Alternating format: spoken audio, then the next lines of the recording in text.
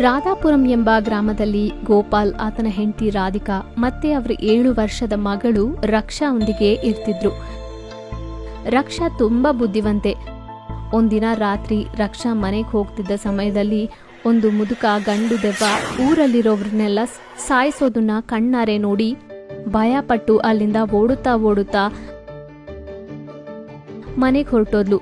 ಅಮ್ಮ ಅಮ್ಮ, ನಾನ್ ಮನೆಗೆ ಬರ್ತಿದ್ದಾಗ ನಮ್ಮೂರು ಪೂಜಾರಿನ ಸಾಯಿಸೋದು ನನ್ ಕಣ್ಣಾರೆ ನೋಡ್ದೆ ಅಮ್ಮ. ಅಮ್ಮ ರಕ್ಷಾ, ನೀನ್ ಇದಕ್ಕೂ ಮೊದಲು ಹೀಗೆ ದೆವ್ವ ಕಾಣಿಸ್ತು ಅಂತ ತುಂಬಾ ಸಲ ಹೇಳಿದ್ಯಾ. ಆದ್ರೆ ಈ ಕಾಲದಲ್ಲೂ ದೆವ್ವಗಳು ಭೂತಗಳು ಏನಮ್ಮ, ಅದೆಲ್ಲ ನಿನ್ನ ಭ್ರಮೆ. ಇಲ್ಲ ಅಮ್ಮ, ನನ್ನ ನಂಬಿ, ನನ್ನ ಕಣ್ಣಾರೆ ನೋಡ್ದೆ. ಇನ್ನೊಂದು ಬಾರಿ ದೆವ್ವನ ನೋಡ್ದೆ ಅಂತ ಹೇಳುದ್ಯೋ ನಾನು ಏನ್ ಮಾಡ್ತೀನೋ ನನಗೇ ಗೊತ್ತಿಲ್ಲ ಅಂತ ಹೆದರ್ಸಿದ್ಲು ಅವರಮ್ಮ.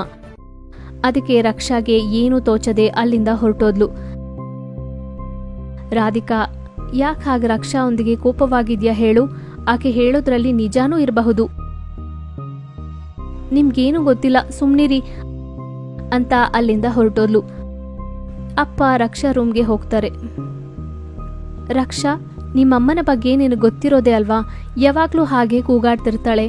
ಯಾರ್ ನಂಬುದ್ರು ನಂಬ್ದಿದ್ರು ನಾನ್ ನಿನ್ನ ನಂಬ್ತೀನಮ್ಮ ಅಂತ ರಕ್ಷಾನ ಹತ್ರಕ್ಕೆ ತಗೊಂಡು ಸಮಾಧಾನ ಮಾಡ್ತಾನೆ. ನಾಳೆ ನಾವು ಪಾರ್ಕ್ಗೆ ಹೋಗೋಣ, ಸರಿನಾ?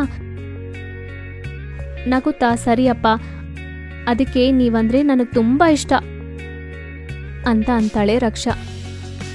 ಮರುದಿನ ರಾತ್ರಿ ಅಪ್ಪ ರಕ್ಷಾ ಪಾರ್ಕ್ಗೆ ಹೋಗಿ ಮನೆಗೆ ವಾಪಸ್ ಬರ್ತಾ ಇರ್ತಾರೆ. ಮಧ್ಯದಲ್ಲಿ ಮುದುಕ ದೆವ್ವ ಇಬ್ಬರನ್ನ ಸಾಯಿಸ್ತಾ ಇರುತ್ತೆ. ಅದನ್ನ ನೋಡಿದ ಅವರಪ್ಪ ನಂಬೋಕ್ಕಾಗಲ್ಲ.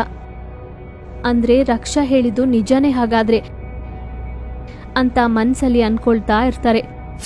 ಅಷ್ಟರಲ್ಲಿ ದೆವ್ವ ಅವರಿಬ್ರು ಸಾಯಿಸಕ್ ಮುಂದಾಗುತ್ತೆ. ನಮ್ಮನ್ನ ಸಾಯಿಸ್ಬೇಡ ಅಂತ ಆ ದೆವ್ವದೊಂದಿಗೆ ಹೇಳ್ತಾ ಇರ್ತಾನೆ. ಆಗ ದೆವ್ವ, ನಿನ್ನಂತ ಒಳ್ಳೆಯವ್ರನ್ನ ಏನೂ ಮಾಡಲ್ಲ, ಮತ್ತೆ ಅವ್ರನ್ನ ಯಾಕೆ ಸಾಯಿಸ್ದೆ ಅಂತ ಕೇಳಿದ್ಲು ರಕ್ಷಾ. ಅವ್ರ ಮಾಸ್ಕ್ ಹಾಕೊಂಡಿಲ್ಲ, ಅದಕ್ಕೆ ಸಾಯಿಸ್ಬಿಟ್ಟೆ ಅಂತ ಸಮಾಧಾನ ಹೇಳುತ್ತೆ. ನನಗೆ ಅರ್ಥ ಆಗ್ಲಿಲ್ಲ, ಸ್ವಲ್ಪ ವಿವರವಾಗಿ ಹೇಳು. ಆಗ ದೆವ್ವ ಅದರ ಕತೆ ಹೇಳೋಕೆ ಪ್ರಾರಂಭ ಮಾಡುತ್ತೆ. ನನ್ನ ಹೆಸರು ಶೇಷಯ್ಯ. ನಮ್ದು ಒಂದು ಸುಂದರವಾದ ಕುಟುಂಬ. ಮಕ್ಕಳು, ಸೊಸೆಂದ್ರು, ಮೊಮ್ಮಕ್ಕಳೊಂದಿಗೆ ಆನಂದವಾಗಿರ್ತಿದ್ವಿ. ನಮ್ಮ ಮನೆಗೆ ಒಂದಿನ ವಾಟರ್ ಕ್ಯಾನ್ ಹಾಕೋ ಹುಡುಗ ಮಾಸ್ಕ್ ಹಾಕೊಳ್ದೆ ಬಂದ. ಅವನ್ನ ಮಾಸ್ಕ್ ಹಾಕೋ ಅಂತ ಹೇಳ್ದೆ.